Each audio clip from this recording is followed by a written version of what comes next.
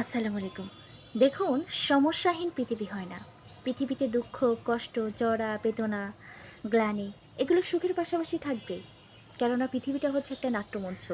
পৃথিবীর বিবর্তন থেকে শুরু করে যত দিন যাবে তত দুঃখ কষ্টের পরিমাণ কিন্তু বাড়তেই থাকবে।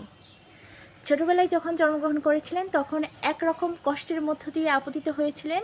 বড় হওয়ার সাথে সাথে আপনার দুঃখ কষ্টের পরিমাণ কিন্তু বেড়েই চলেছে। এই দুঃখ কষ্ট নিয়ে এত বেশি চিন্তা ভাবনার করারও দরকার নেই। কেননা এই পৃথিবীর নাটকের মঞ্চে আপনাকে নাটক করেই যেতে হবে। এই নাটকের মঞ্চ থেকে একবার ছিটকে পড়লে আপনার সমস্ত কিছু বরবাদ হয়ে যাবে। যতদিন নাটক করা দরকার নাটক করে যান।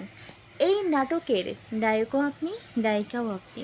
সুতরাং এই নাটকের স্টেজ থেকে চলে গেলে চলবে না, হেরে গেলে চলবে না। নাটকের স্টেজে সুন্দর মতো নাটক করেই যেতে হবে। এত বেশি দুঃখ কষ্ট গ্লানি নিয়ে চিন্তা ভাবনা করেও লাভ নেই। কেননা সৃষ্টিকর্তা আপনাকে সৃষ্টি করেছেন, সেই অনুযায়ী আপনাকে নাটক করতে হবে, সেই অনুযায়ী আপনাকে রোল করতে হবে নাটকের মঞ্চে।